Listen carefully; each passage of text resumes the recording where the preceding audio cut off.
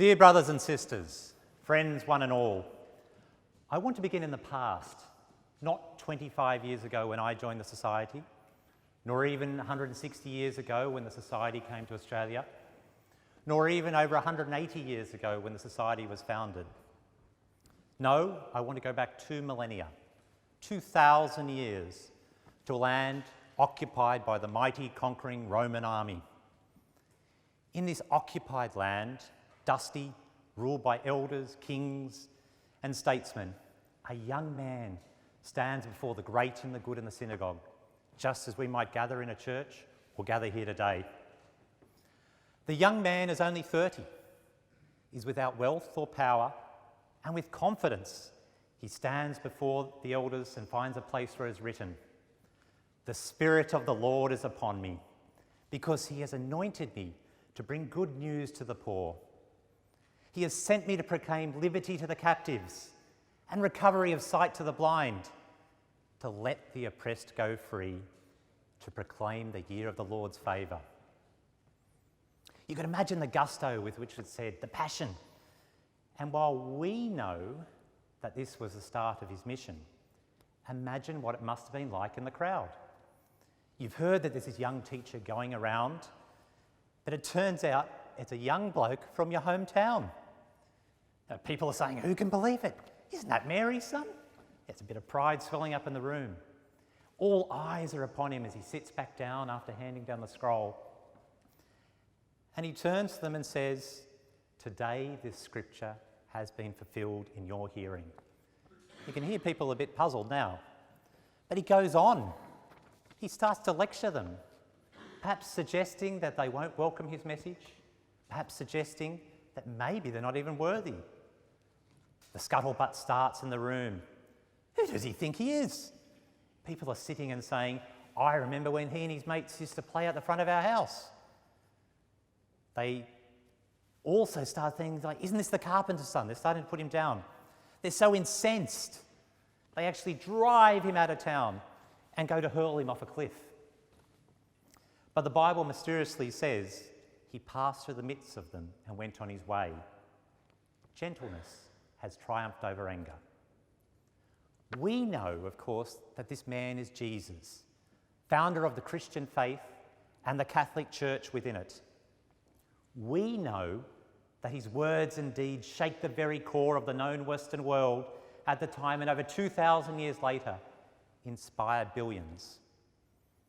He shook up notions of justice, success and service. He did all of this before he was 33. And yet, once in a small town in Israel, his hometown, he was seen as a young bloke who was possibly too big for his boots. Fast forward in time now to post-revolutionary France. Liberté, equalité, fraternité. It is a time of upheaval, riots, strikes, poverty, inequality. People still take to barricades in the streets. It's also a time of hope, of science, of philosophy, and a clash of mighty ideas.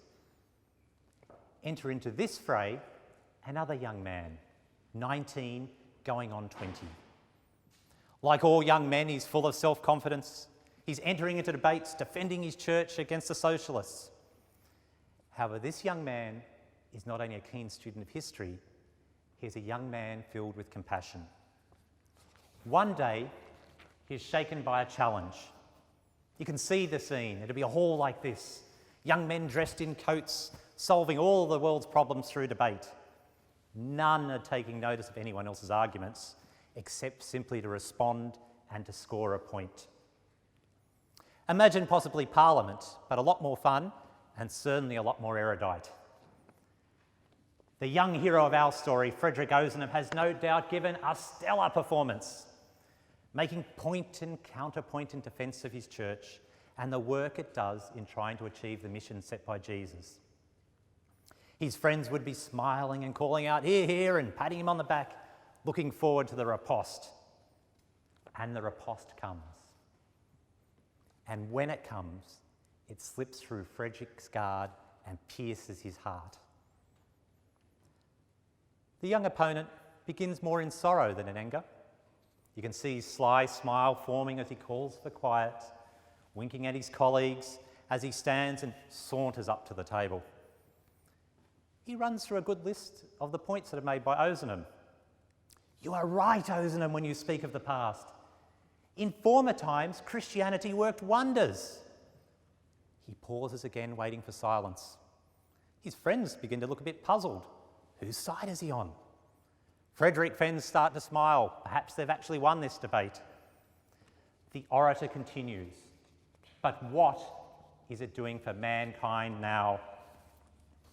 And for the killer blow, he turns, looking Ozanam directly in the eye.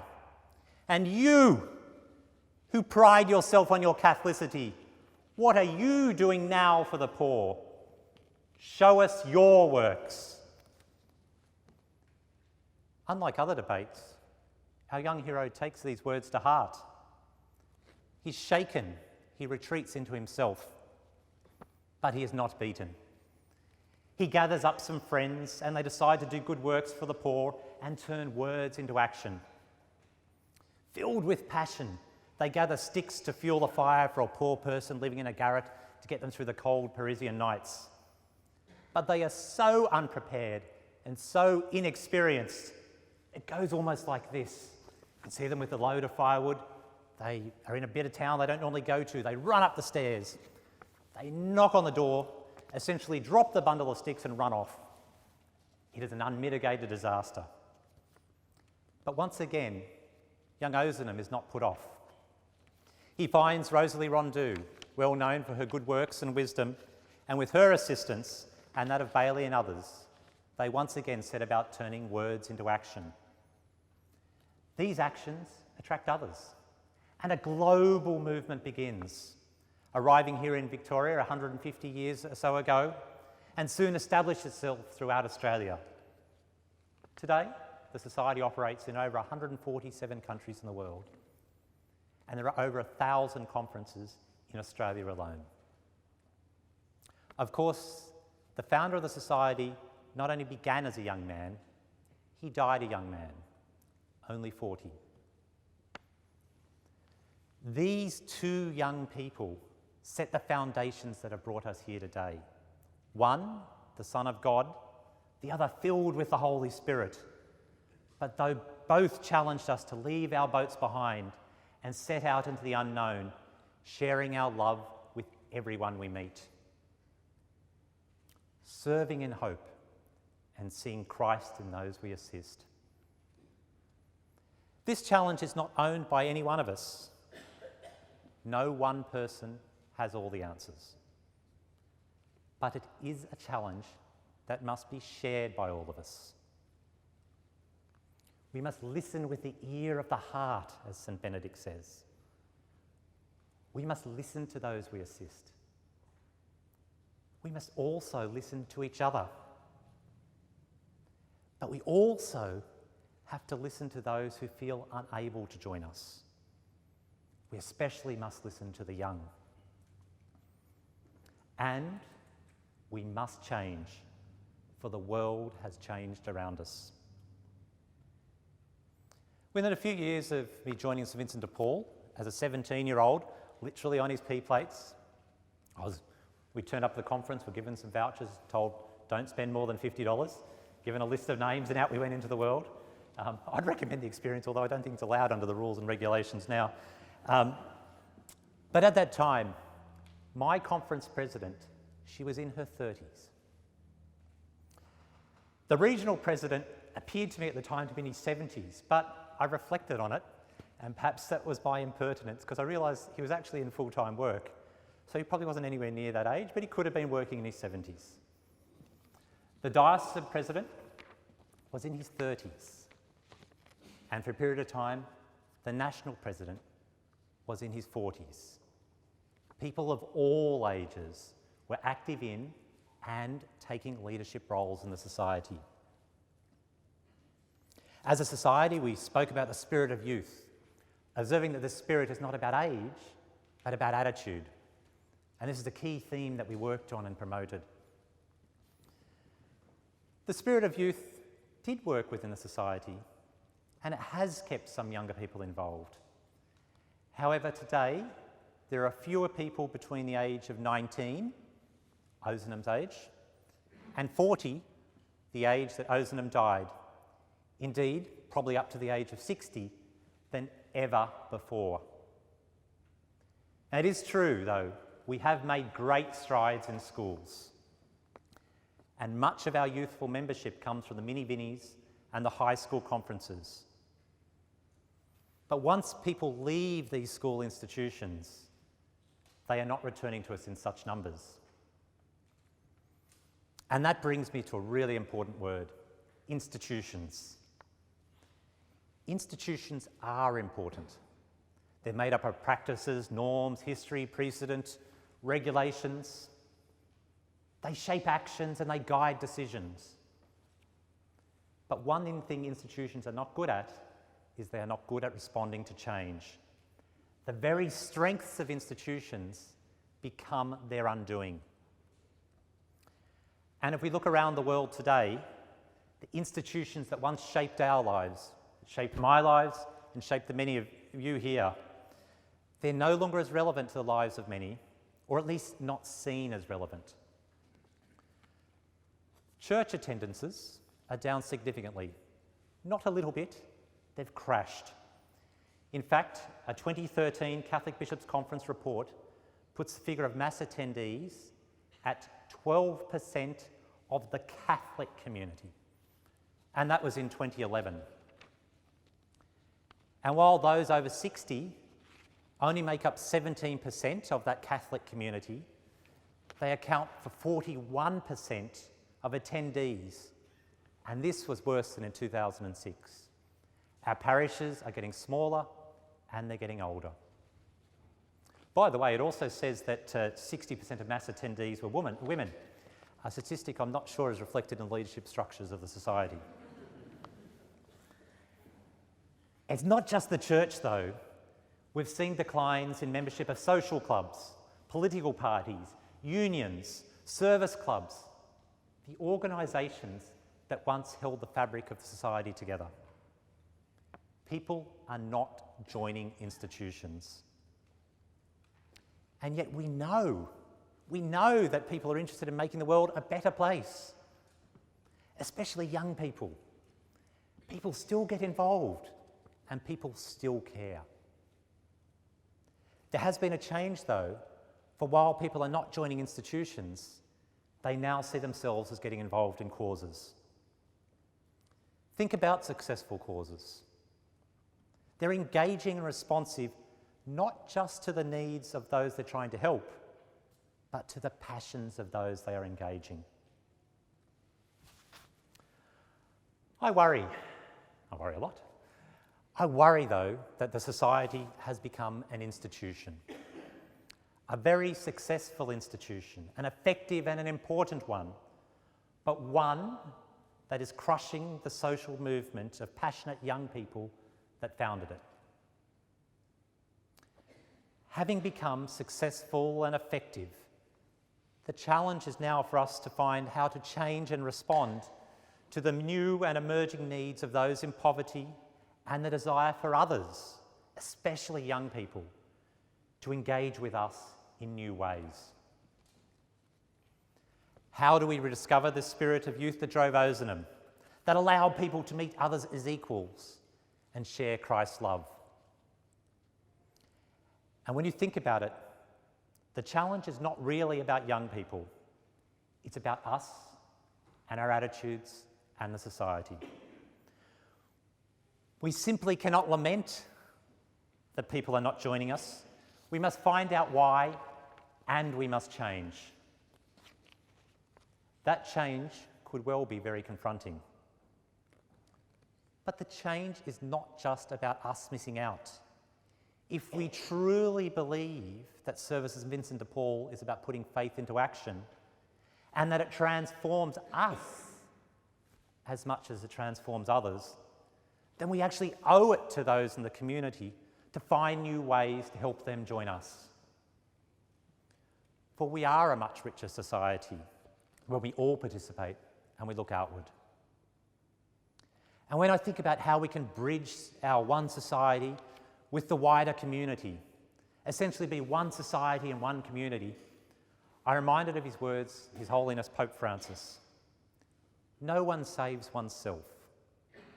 The community is essential. A moment ago, I referred to faith in action because that is what motivated me to join.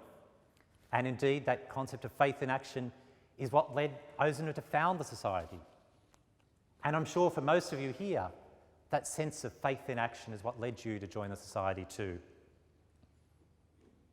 But in a world where mass attendances are so low, perhaps we are not only about putting faith into action, for many people may not already have a deep faith connection. Perhaps we are actually a way for people to find their relationship with God and then strengthen their faith through action.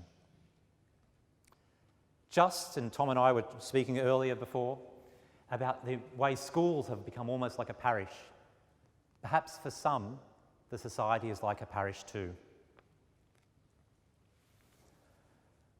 Responding to a post-institutional world, though, should be easy for us.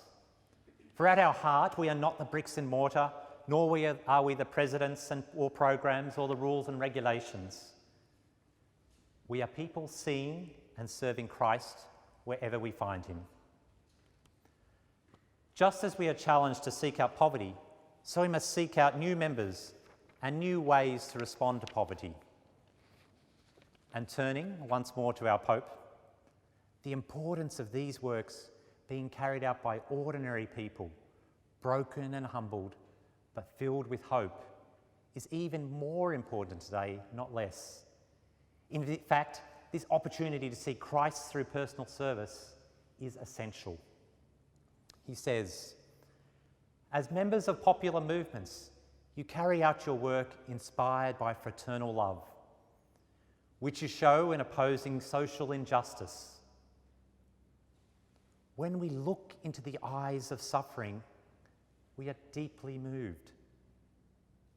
We are moved because we have seen and heard not a cold statistic, but the pain of a suffering humanity, our own pain, our own flesh.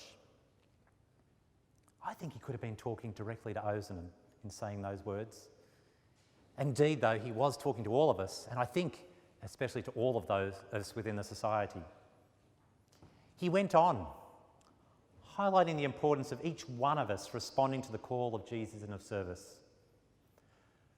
The future of humanity does not lie solely in the hands of great leaders, the great powers and the elites.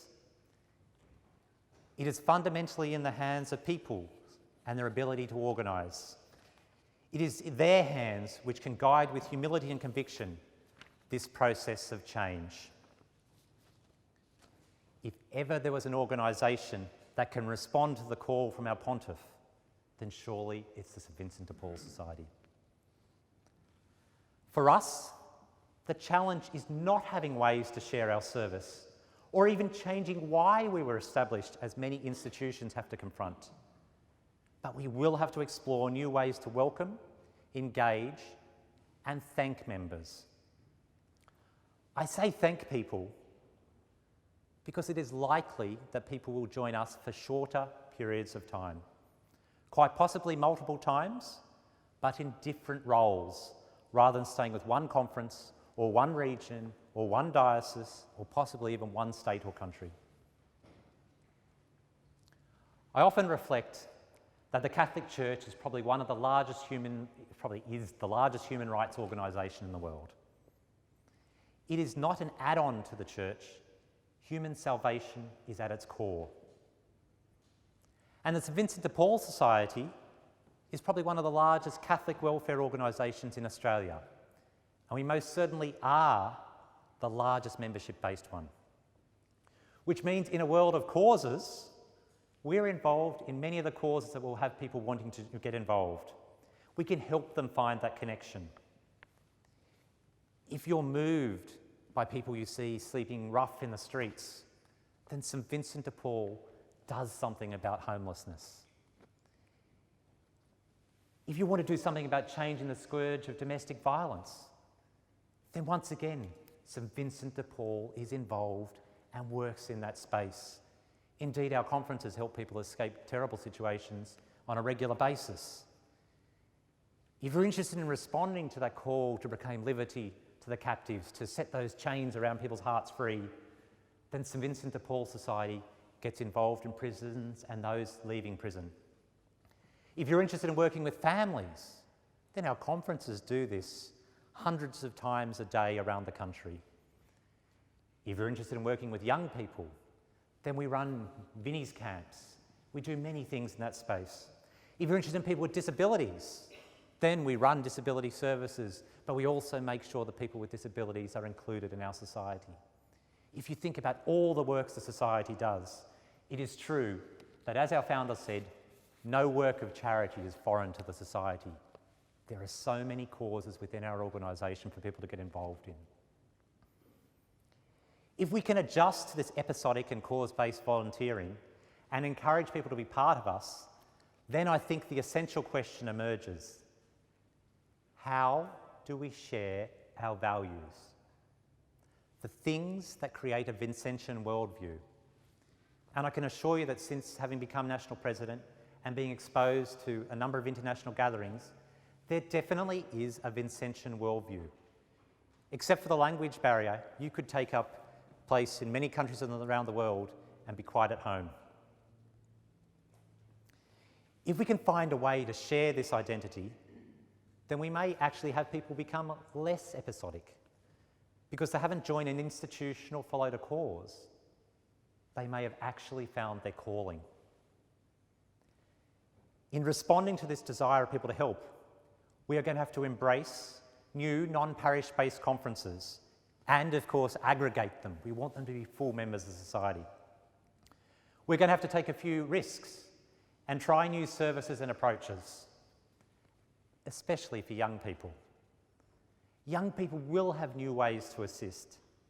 Instead of finding problems, such as it doesn't fit this rule or regulation, we need to find ways to empower and fix these problems, possibly even not even having the young people initially know that we're fixing those problems.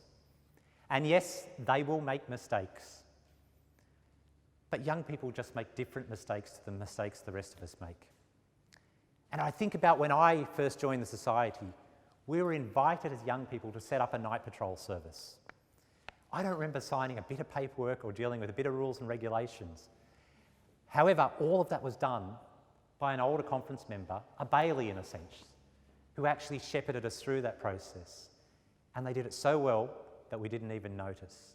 But what they did allow us to do is therefore harness our passion and create a night patrol service.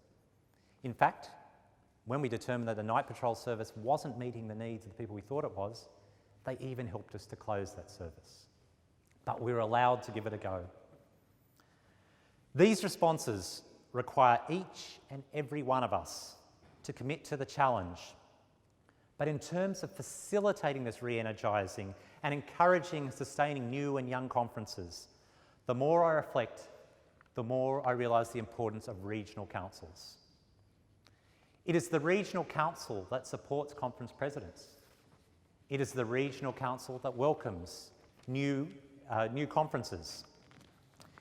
It is the regional council that takes a policy quite possibly set by Michael or I and actually shapes it and squeezes it and makes it work into policies that work in a local community. In the early 1980s, the Society could see that changes were sweeping the church and society, and they engaged Sydney University to conduct a review of membership needs. I'm told by the people who were there, by the way, the reason they got Sydney University to do it was because Sydney University were one of the only ones that had a computer powerful enough to process the information at the time. The results when they came back did not look good. It said there was an ageing and declining membership to strike soon. They did not lament this, however. They took action, including things, as I mentioned before, encouraging the spirit of youth. The reason we have youth representatives on all council came out of that. And if they had not have taken action, we would be in a far more dire situation than we find ourselves in today. The problems we face now would have arrived earlier and they would have been worse. After having gone and done this survey and reflected on it for a number of years, how did they determine the best way to respond effectively to the challenge? It was to work with regional councils. There really is nothing new in the society or under the sun. They called all the regional conferences together in 1988. And this approach led people like me and many others to join the society, and it did slow the decline. But we faced that challenge again. And learning from our history, the response that worked was to bring all the regional presidents together and work on solutions as a group, changing the way we operate in regions and supporting those who support the conferences. I believe it is time to do so again. We need to ensure that our conferences are places that recharge people, that energise and that respond, that welcome people when they come and invite them to get involved, that are owned by the membership. All of our special works, be they soup kitchens or complex homeless services or community housing, they all must have a connection to the membership. We need to review all of our processes and works and ask a series of questions. Are they relevant?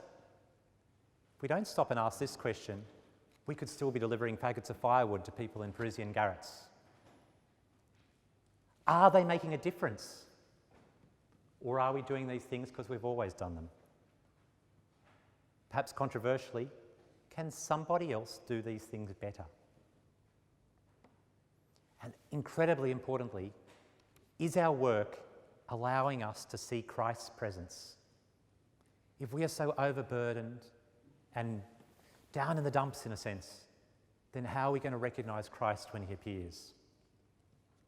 Are we sharing the positive aspects of the Vincentian culture, not simply talking about the things we've done wrong or enforcing the rules and regulations? Do we welcome new people? When you have someone come in, do we say, find a way, as I was told, out you go into the community? Or do we ignore them for a while? Do we listen to the young? Do we let young people set up and run works or try out new ways of visiting? We must ask all these questions, and we must ask it throughout the society. Or to sum it up into two questions, to squeeze the universe into a ball, as they say. Would Frederick Ozanam's youthful voice and call to a new type of action be welcomed in our society? And would a new Frederick Ozanam, filled with passion and the desire to put his faith into action, be able to see a role for himself in the society? Earlier I quoted from the rule of St. Benedict, suggesting we need to listen with the ear of the heart. But the rule of St. Benedict also has a beautiful phrase, counselling the community to remember that the Lord often reveals himself to the youngest. All Vincentians serve in hope, and it is my fervent hope that we'll have the will to change, and that in 25 years' time, a young person will be standing up giving this lecture, possibly to me sitting in the audience, saying what a fantastic thing it was we did to respond to the challenges that confront us, but that it is time to change again. Thank you very much.